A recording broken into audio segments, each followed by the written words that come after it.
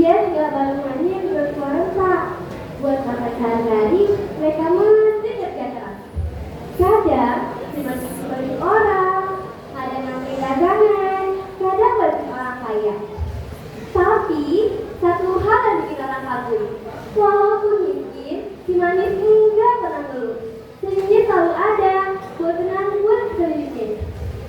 Tapi saudara-saudara, dunia emang gak selalu adil. Para cantik yang jadi anugerah justru jadi bencana. Banyak lelaki yang lebih sama si manis. Ada yang lebih baik, ada yang butuh kasih. Di antara orang yang jatuh hati itu, ada satu preman kampung bernama Bangdul. Badannya gede, laganya terjatuh, dan hobinya masak. Dia lihat si manis bukan sebagai perempuan mulia, tapi sebagai barang yang bisa dicuri. Suatu sore, Bangdul sampai si manis di tepi kali. Dengan nada sok manis, dia bilang, "Manis, ikut gue aja. Gue bisa bikin hidupmu senang. Gak usah capek nyuci baju, gak usah capek ngadain orang." Tapi dengan mudah si manis menolak. "Bangdul, gue bukan perempuan murahan. Gue lebih senang tapi halal di beras. Gue lebih susah tapi halal di beras senang tapi hina." Jawaban itu bikin hati Bangdul panas. Rasa malunya berubah menjadi dendam. Dia ngerasa harga dia diinjek-injek sama perempuan. Malam harinya, suasana sepi. Si manis belum pulang lagi kesian. Dia jalan melalui jembatan ke Kali Ancol. Angin malam menunggu, pohon-pohon bergoyang, dan kulit cantik berderai gelap.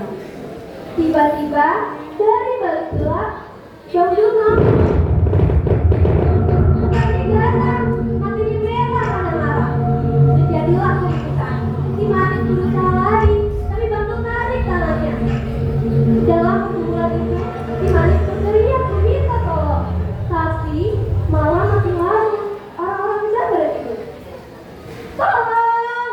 Tolong!" Akhirnya, tanpa sengaja, tubuh si manis turun jatuh ke kali.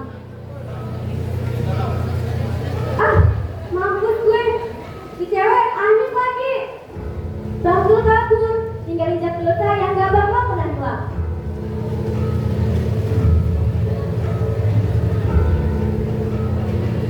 Keesokan harinya, si manis gak pernah pulang. Emaknya nangis, orang kampung nyariin. Tapi yang ada cuma cerita bahwa arwah si manis enggak tenang. Beberapa hari kemudian, orang-orang kampung mulai ngalamin kejadian aneh. Ada yang ngeliat seorang perempuan yang kiri, ada juga yang ngeliat bayangan putih jalan pelan-pelan. Bahkan pernah ada beberapa nyampe ke jembatan, mereka melihat seorang perempuan cantik, pakai kebaya, berkerudung, hidungnya manis, tapi kata kematiannya kosong. Lu lihat gak sih?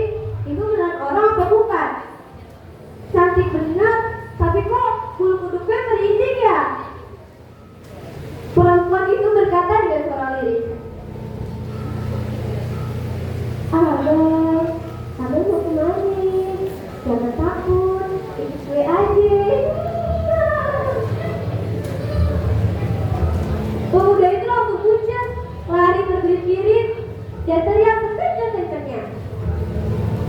Saudara-saudara, cerita ini bukan cuma cerita buat nakut-nakutin warga, tapi jadi pelajaran buat kita semua bahwa perbuatan zalim gak bakal pernah hilang, sekecil apapun. Kejahatan pasti ninggalin jejak.